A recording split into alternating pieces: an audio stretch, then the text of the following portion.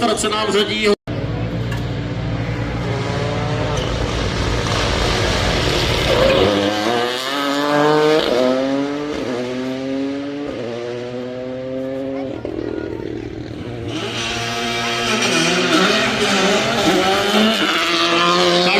S Jirkou Horkou už jsou také na trati a teď nám na start najíždí průběžně vedoucí.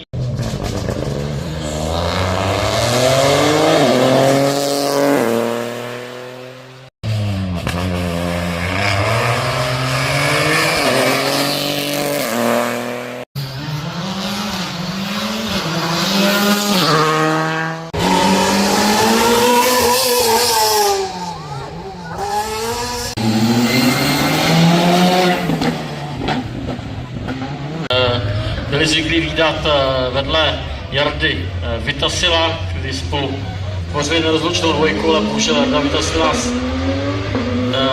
Crče, který už je také před startem. Tak to je další průjezd pro Erika Cejse na Trunkáta. Na Trunkáte jde s Erikem Cejsem druhou sezonu a nejvíce jsme bude vidět vedle Jaromíra Tarabuse.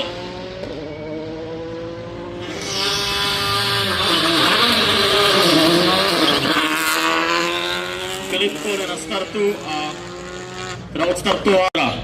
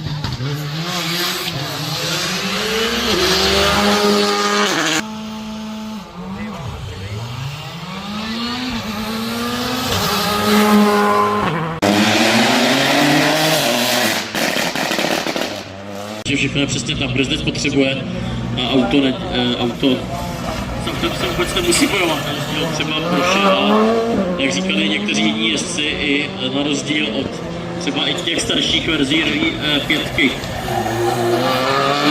Ne R5, ale R5, to je rozdíl.